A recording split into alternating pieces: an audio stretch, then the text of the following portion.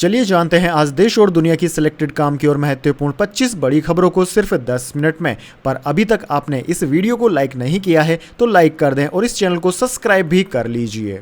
राहुल गांधी के हेलीकॉप्टर को झारखंड के गोंडा में रोका, 1.5 घंटे के बाद मिली उड़ान भरने की अनुमति। कांग्रेस बोली ये बर्दाश्त नहीं। जी हां दोस्तों, झारखंड के गोड्डा में चुनावी सभा के बाद कांग्रेस नेता राहुल गांधी का हेलीकॉप्टर करीब 1.5 घंटे तक रुका रहा। बताया जा रहा है कि एयर ट्रैफिक कंट्रोल एटीसी से गोड्डा के बेलपट्टा से हेलीकॉप्टर को उड़ान भरने की अनुमति नहीं मिली थी। पूरी घटना के दौरान राहुल गांधी हेलीकॉप्टर में ही बैठे रहे और मोबाइल देखते रहे। सूत्रों से मिली जानकारी के अनुसार प्रधानमंत्री नरेंद्र मोदी बिहार के जमुई से सभा कर देवघर एयरपोर्ट आने वाले हैं। इस कारण राहुल गांधी के हेलीकॉप्टर को उड़ान भरने की अनुमति नहीं मिली थी।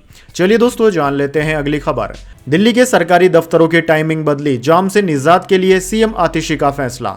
जी हां दोस्तों, राजधानी में प्रदूषण की स्थिति को देखते हुए दिल्ली के सरकारी दफ्तरों का समय बदल दिया गया है। सीएम आतिशी ने कहा है कि दिल्ली सरकार के दफ्तरों का समय सुबह 10 से 6:30 बजे कर दिया गया है। सीएम आतिशी ने कहा कि इस फैसले के बाद ट्रैफिक की समस्या से भी काफी हद तक निजात मिलेगी। सीएम आतिशी ने एक्स पर लिखा कि दिल्ली नगर निगम के दफ्तर सुबह 8:30 बजे से शाम 5 बजे तक, केंद्र सरकार के दफ्तर सुबह 9 बजे से 5:30 बजे तक और दिल्ली सरकार के दफ्तर सुबह 10 बजे से शाम 6:30 बजे तक चलेंगे।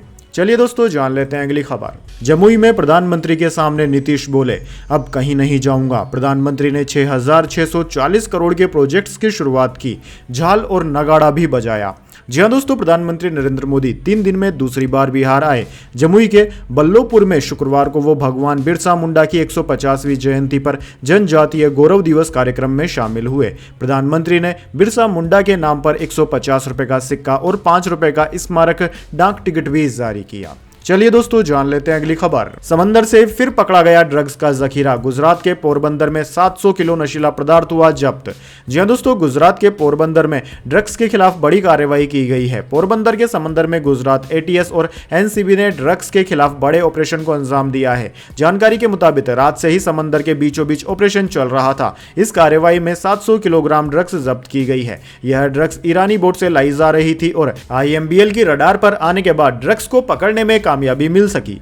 चलिए दोस्तों जान लेते हैं अगली खबर। दिल्ली में हवा बेहद जहरीली हुई, 5वीं तक स्कूल बंद। हरियाणा, यूपी और राजस्थान की बसों पर रोक। अमेरिकी सैटेलाइट से भी दिखा प्रदूषण। दरअसल दोस्तों, दिल्ली में प्रदूषण का स्तर हर दिन के साथ और भी ज्यादा खतरनाक होता जा रहा है। यहां 39 पॉल्यूशन मॉनिटरिंग स्टेशन में से 32 ने एयर क्वालिटी इंडेक्स यानी कि AQI को गंभीर बताया है। इस हवा में सांस लेना भी मुश्किल होता है। यहाँ सभी प्राइमरी यानी कि 5वीं क्लास तक के स्कूलों में छुट्टियां घोषित कर दी गई है। बच्चे ऑनलाइन क्लास में पढ़ेंगे। Air commission for air quality management ने NCR यानी कि हरियाणा, उत्तर प्रदेश और राजस्थान से आने वाली बसों के दिल्ली आने पर रोक लगा दी है। CNG और इलेक्ट्रिक व्हीकल के साथ BS4 डीजल बसों को इसमें छूट दी गई है। चलिए दोस्तों जान लेते हैं अगली खबर। दिल्ली में GRAP 3 लागू, इन गाड़ियों को लेकर निकले तो देना होगा 20,000 रुपए तक का जुर्माना। जी हां दोस्तों, दिल्ली NCR में प्रदूषण की स्थिति बिगड़ने पर CAQM ने GRP 3 को लागू करने के निर्देश दे दिए हैं, जिसके बाद आज से दिल्ली के परिवहन मंत्री गोपाल राय ने सभी संबंधित विभागों के अधिकारियों के साथ एक बैठक की। बैठक के दौरान GRAP 3 के अंतर्गत आने वाले प्रतिबंधों को लागू करवाने पर चर्चा हुई। इस बैठक के बाद दिल्ली के पर्यावरण मंत्री गोपाल राय ने जानकारी देते हुए कहा कि दिल्ली में 2 दिन से AQI बेहद खराब स्थिति में हो गया है। इस वजह से हमें GRAP 3 को लागू करना पड़ रहा है। दरअसल दोस्तों, इसकी कुछ डिटेल्स हम आपको बता देते हैं। GRAP 3 के अंतर्गत NCR में आने वाली इंटर स्टेट बसों में इलेक्ट्रिक, CNG और BS6 डीजल गाड़ियों को ही अनुमति रहेगी। इसके अलावा सभी बसों के प्रवेश पर पूर्ण रोक रहेगी। इसका पालन करवाने के लिए ट्रांसपोर्ट पुलिस की 280 टीमें लगाई गई है। अगर इसका उल्लंघन किया जाता है तो 20,000 रुपए का जुर्माना लगेगा। चलिए दोस्तों जान लेते हैं अगली खबर। महाराष्ट्र के हिंगोली में अमित शाह के हेलीकॉप्टर की चेकिंग हुई। इलेक्शन कमीशन के अधिकारियों ने बैग खोलकर जांचे। गृह मंत्री बोले, बीजेपी का निष्पक्ष चुनाव में विश्वास है। जी हां दोस्तों, महाराष्ट्र के हिंगोली में शुक्रवार दोपहर गृह मंत्री अमित शाह के हेलीकॉप्टर की जांच हुई। इलेक्शन कमीशन के अधिकारियों ने अमित शाह के हेलीकॉप्टर की जांच की और उसमें रखा सामान भी खोलकर देखा। पूरी जांच की वीडियोग्राफी भी कराई गई। वहीं दोस्तों, अमित शाह ने भी इस चेकिंग के वीडियो को एक्स पर पोस्ट किया। उन्होंने लिखा कि आज महाराष्ट्र के हिंगोली विधानसभा क्षेत्र में चुनाव प्रचार के दौरान चुनाव आयोग के अधिकारियों ने मेरे हेलीकॉप्टर की जांच की। भाजपा निष्पक्ष चुनाव और स्वस्थ चुनाव प्रणाली में विश्वास रखती है। चलिए दोस्तों जान लेते हैं अगली खबर। फडणवीस बोले अजित पवार दशकों तक हिंदू विरोधियों के साथ रहे, बटेंगे तो कटेंगे नारे में कुछ भी गलत नहीं, उन्हें समझने में थोड़ा वक्त लगेगा। जी हां दोस्तों, महाराष्ट्र में विधानसभा चुनाव के बीच डिप्टी सीएम देवेंद्र फडणवीस ने कहा कि उद्धव ठाकरे के लिए भाजपा के दरवाजे बंद हो चुके हैं। महाराष्ट्र में पार्टी भविष्य में उनके साथ नहीं जाएगी। शिंदे को सीएम बनाने की जानकारी मुझे पहले से थी। मैं मुख्यमंत्री या अध्यक्ष किसी भी रेस में नहीं हूं। दोस्तों, डिप्टी सीएम फडणवीस ने न्यूज एजेंसी ANI से बातचीत में कहा कि NCP SP chief Sharad Pawar परिवार और पार्टी तोड़ने के मामले में महारथी हैं। एनसीपी और शिवसेना अपनी अति महत्वाकांक्षाओं के कारण टूटी है। उद्धव ठाकरे सीएम बनना चाहते थे, इसलिए उन्होंने हमसे नाता तोड़ लिया। मुख्यमंत्री बनने के बाद वे आदित्य ठाकरे को आगे लाना चाहते थे, इसलिए उन्होंने एकनाथ शिंदे को सफोकेट करने की कोशिश की। चलिए दोस्तों जान लेते हैं अगली खबर। आदिवासियों के योगदान को मिटाने की कोशिश की गई, बिहार के जमुई में बोले प्रधानमंत्री मोदी। जी दोस्तों, प्रधानमंत्री मोदी जनजातीय गौरव दिवस पर बिहार के जमुई पहुंचे। यहां आदिवासी समाज के पारंपरिक डांस के साथ उनका स्वागत किया गया। प्रधानमंत्री ने बिरसा मुंडा की प्रतिमा पर फूल अर्पित किए। प्रधानमंत्री ने यहां आदिवासी नृत्य का लुत्फ भी उठाया और नगाड़ा भी बजाया। इस दौरान प्रधानमंत्री मोदी ने कहा कि आज बहुत ही पवित्र दिन है। आज कार्तिक पूर्णिमा है, देव दीपावली है, आज गुरु नानक देव जी का 555वां प्रकाश पर्व भी है। मैं सभी देशवासियों को इन पर्वों की बधाई देता हूं। आजादी के बाद आदिवासियों के योगदान को मिटाने की कोशिश की गई, इसके पीछे स्वार्थ भरी राजनीति थी। चलिए दोस्तों जान लेते हैं अगली खबर। बाल मुकुंद आचार्य के खिलाफ दर्ज केस की कोर्ट करेगा जांच। सिया समुदाय के इमाम बाड़े में जबरन एंट्री और अभद्रता का आरोप लगा, परिवादी को सबूत पेश करने के लिए कहा।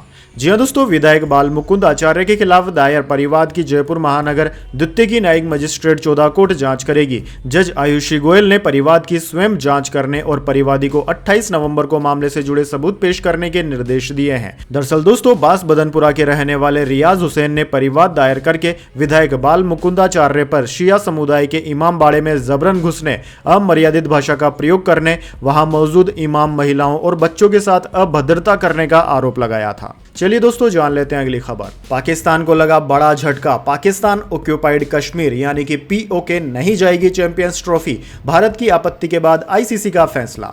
जी हां दोस्तों, अगले साल पाकिस्तान की मेजबानी में चैंपियंस ट्रॉफी होनी है। इसको लेकर इंटरनेशनल क्रिकेट काउंसिल ICC ने टूर्नामेंट की ट्रॉफी को पाकिस्तान भेज दिया है। यह ट्रॉफी गुरुवार को इस्लामाबाद पहुंच गई, मगर इसी बीच पाकिस्तान को एक तगड़ा झटका लगा है। वो इस ट्रॉफी को पाकिस्तान अधिकृत कश्मीर यानी कि POK नहीं भेज सकेंगे। दरअसल दोस्तों, पाकिस्तान सरकार ने प्लान तैयार किया था कि वो इस ट्रॉफी को 16 से 24 नवंबर के बीच ट्रॉफी को पूरे पाकिस्तान में घुमाएंगे। इसे दुनिया की दूसरी सबसे ऊंची पर्वतीय चोटी K2 पर भी लेकर जाया जाएगा, लेकिन अब उनकी इस पूरी प्लानिंग पर पानी फिरता नजर आ गया है।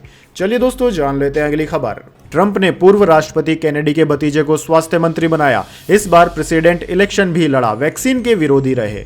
जी हां दोस्तों, अमेरिका के नवनिर्वाचित राष्ट्रपति डोनाल्ड ट्रंप अपनी सरकार के अहम पदों पर नियुक्तियां कर रहे हैं। ट्रंप ने गुरुवार को रॉबर्ट F केनेडी जूनियर को स्वास्थ्य मंत्री नियुक्त किया है। उनके पास अमेरिकी स्वास्थ्य और मानव सेवा विभाग HHS की जिम्मेदारी होगी। ट्रंप ने सोशल मीडिया प्लेटफॉर्म X पर पोस्ट कर इसकी जानकारी दी। चलिए दोस्तों जान लेते हैं अगली खबर। UPPSC एग्जाम 2024 का नोटिस आ गया। अब एक दिन में वनडे में होगी PCS की परीक्षा, वेबसाइट पर आ गया है नोटिस। जी हां दोस्तों, उत्तर प्रदेश लोक सेवा आयोग UPPSC ने PCS की 2024 परीक्षा को स्थगित कर नई एग्जाम डेट जारी कर दी है। प्रयागराज में स्थित UPPSC हेड ऑफिस के बाहर 4 दिन चले अभ्यर्थियों के प्रदर्शन के बाद आयोग ने अभ्यर्थियों की 1 डे 1 शिफ्ट की मांग स्वीकार कर ली। अब यह परीक्षा एक ही दिन में आयोजित की जाएगी। आयोग ने अपनी आधिकारिक वेबसाइट पर नोटिस जारी कर इसकी जानकारी दी है।